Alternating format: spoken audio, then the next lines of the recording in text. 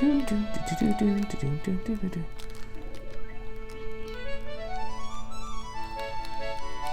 no.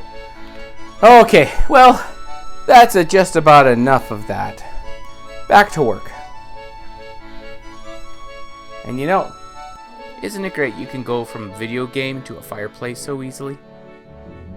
Greetings, friends, and welcome to another bout of fun with Samhain Propworks.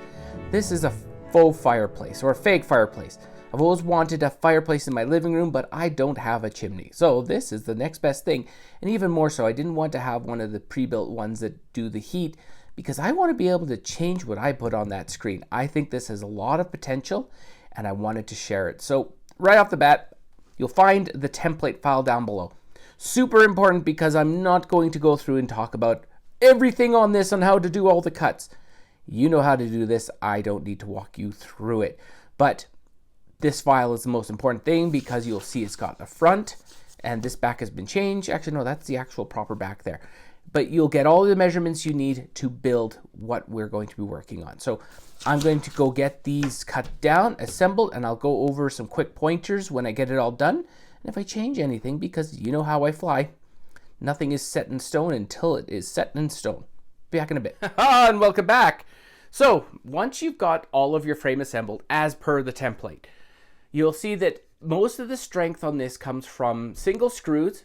These are just 1.5 inch drywall screws that I countersunk using a countersink bit. It's a brilliant thing. If you've never seen one, get one.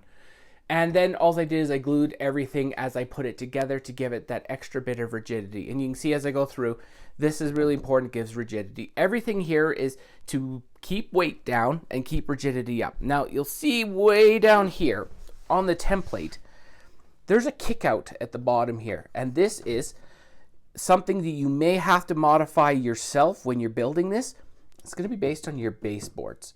So if you see that whatever your baseboard is, you're going to have to go and muck around with this template to get it to work properly. The other thing that you're going to have to deal with is right here. My TV, I think this is a 27.5 inch TV.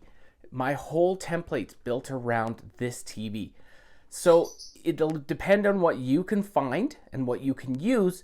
You may have to modify some of these measurements, but all you have to do is just have to add length to these measurements here and the vertical measurements here. And once you do that, you just make sure you draw it out before you do it, but it's pretty easy to modify this whole thing. It just increases the size. This for me is a good size, and that TV cost me 20 bucks. So that's why I built this thing around a very cheap TV, and I would like you to do the same. All right, we are to the stage we're going to be putting Styrofoam on. And the cuts on the Styrofoam will depend on the size of the TV you use, so I'm not going to talk about dimension too much. I'm just going to show you how you layer it when you do decide whatever size of Styrofoam you need. I'm just going to take this down. So when you go to do the Styrofoam, the first thing you're going to be doing is the sides. You know, of course, if your depth is bigger, this will be a bigger piece. And what I'm doing is I use wood glue to put it on, and then I use just drywall screws to hold it in place as it sets. You could really take those screws out when you're done, but I'm going to leave them, and I'm just going to be caulking over them when I finish the rest of the... Once I decide how I'm going to finish this, yeah, that's what's going to happen there. Then you want to put in your Styrofoam on the inside edge of the actual opening. What this allows is it allows you to use your full sheets for here. So there we go. Now you'll see that I ended just below that line, and that's important because then it allows you to have a full piece of Styrofoam right across the top. In reality, you could cut this one an inch smaller and then just run the top piece right across, and you know what, looking at that, that's what I had planned, and I didn't follow my own directions. Typical. Anyways, down here, you have to notch, but you have to leave 1.5 inches height here, because when we put the hearth in on the front, we don't want to be fighting the finished rock. So, of course, that's what this piece of wood is here for. It's free floating. It's just to give me that reference. Then you'll come down. Now at the bottom, what I did is you see that piece of wood here. This is a 3.5 inch piece of wood that you use as a spacer, and all I did is I put it on and I used it to draw all the lines so I knew what I was measuring to. There's going to be a whole bunch of trim that goes around the bottom of this, and you need that 3.5 inch height, and that's exactly what that's set up for. Now, once you've got that done, you got this done. Hopefully it'll hold in place while I'm trying to show you. Then you'll be doing this part. And once again, you want to do this piece here first, and then you'll do the front piece as the full, because then the most obvious chance of a seam is going to be always out of view. Then, once you're all done, you're going to get this all screwed down and glued, and I'll be back to talk. All right, we are moving on to doing the river rock part of the fireplace. Now you can see here, this is just a picture I found on the internet, and I printed out just so I get a reference. So you have an idea of how rock work is done when river rock is done as the type of rock you're looking for. Large, round shapes, not a lot of broken edges. So what you want to be doing is you always want to be, when you're drawing your rock, you want to be thinking of round edges. That one actually sticks out pretty far there. That's a consideration I wouldn't have done on that fireplace. The other thing you notice that on the edges, the rocks always straddle the corner moving around. So you never have a open grout line on the corner. And you'll encounter that a bit when we do the side. So now, as you can see here, I have drawn this. This is a very thin area. I didn't just want to do a single row of rocks, so I ended up with smaller rocks. And as you can see here, some of these have been changed. I'm going to go and mark these with a different color so I know what line is not going to be done. Like that one's not going to be done. But the rest of it, as you can see here, I went through and using as natural shapes as possible, I just drew them on, keeping large rocks this side. See, I had a little bit of a screw up here I got to fix, because that rock there does not traverse over the top, and I'll fix that. Anyways, it's a good thing that I noticed that. Now, the rest of them, you can see just a little bit odd. See, this one used to be 2 rocks. I made it into 1. I decided that I like the bigger rock instead of the one small rock. I may change it back. We'll see.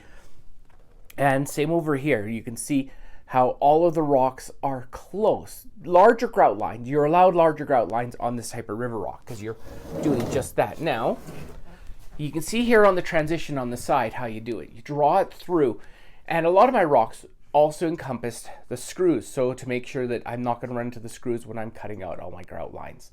Now, go through.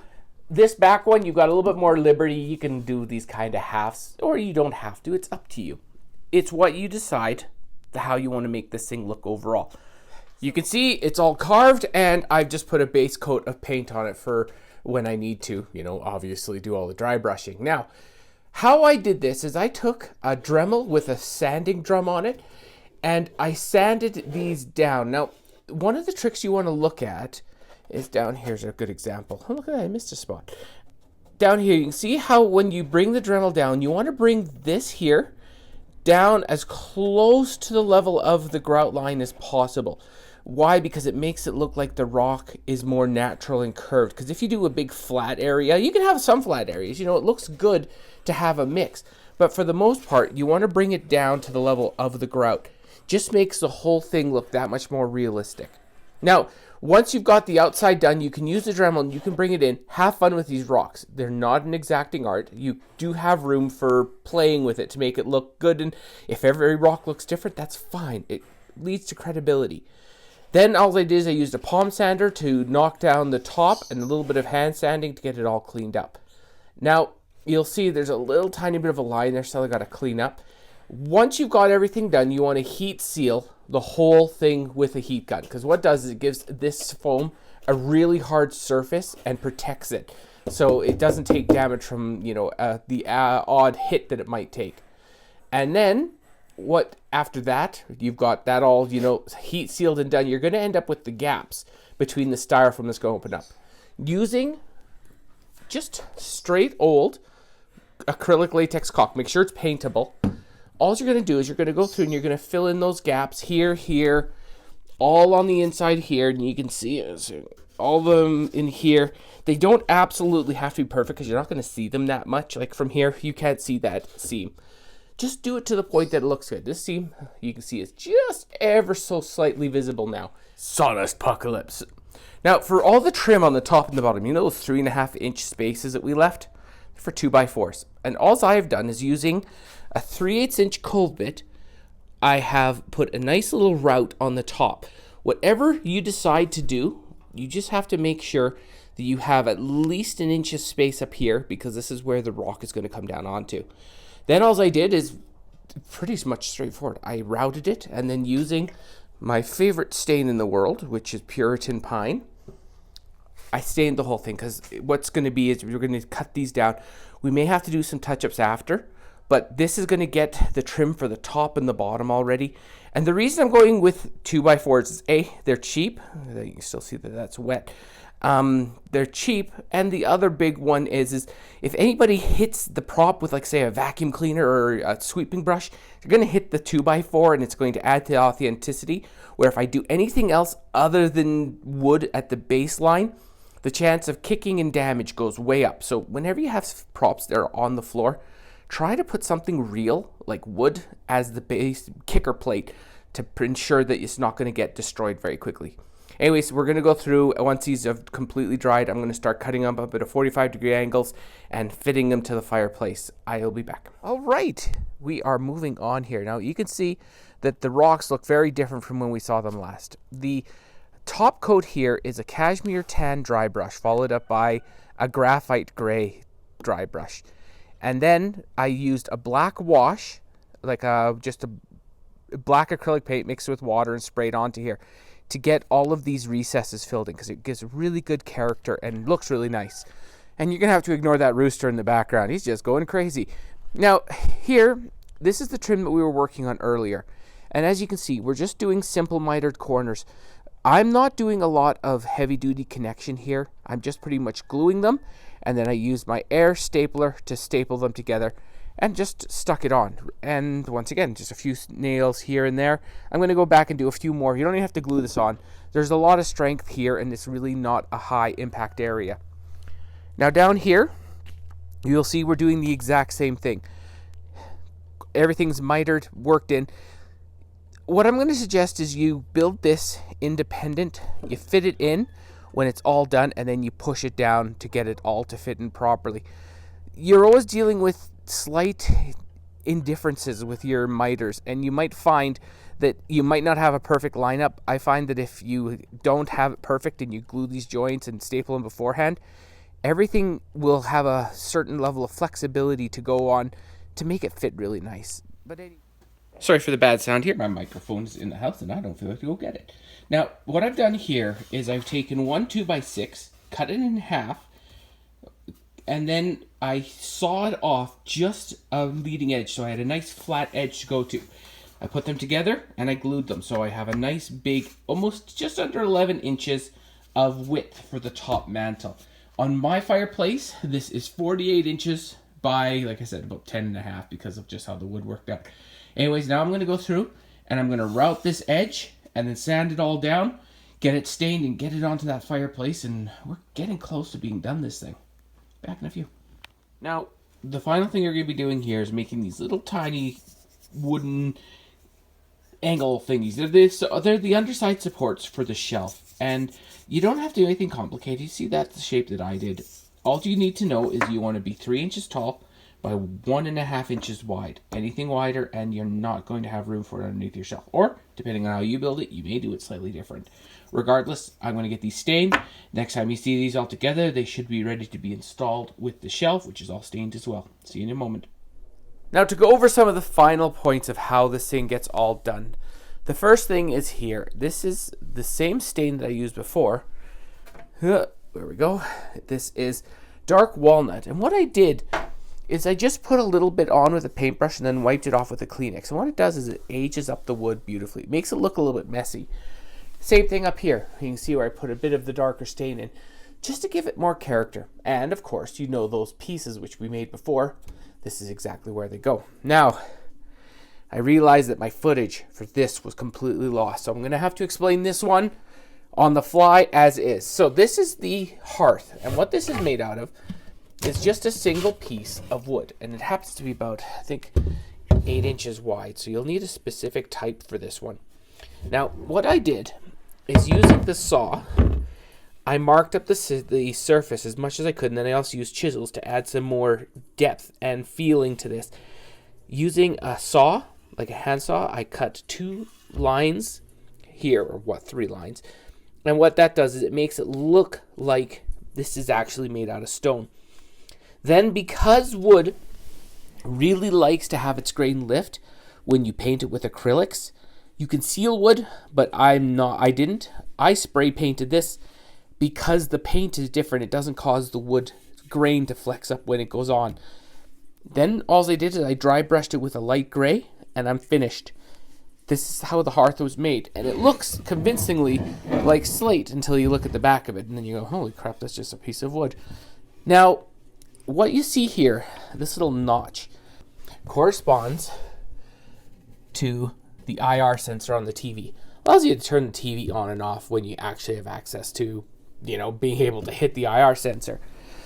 Now, the final stuff I did here is, you see I did a little bit of black dry brushing and a little bit of white dry brushing on the top, and then I coated the whole thing with Varathane satin diamond coat. All the wood is done. Only the rocks are done. I didn't do the grout lines. I didn't do the grout lines here because it just didn't need it. And I like the fact that the rock is more shiny than the grout is. Gives it a good look. Do the whole thing with Varathane. On the top, I even did 2 coats just to make sure it has a really good finish on it. Regardless, thank you so much for hanging out. I hope you enjoyed this fun tutorial on how to make a fake fireplace. And what's great about this is you can use this for Christmas and then put a haunted scene in there for Halloween. Multi-purpose props, who'd have thunk it? If you like the video, subscribe. If you really like me, there's a Patreon listed down below. And speaking of which, a special thanks to my patrons. You guys make this a whole bunch easier. Anyways, I hope you have a good one all, and see you on the next one.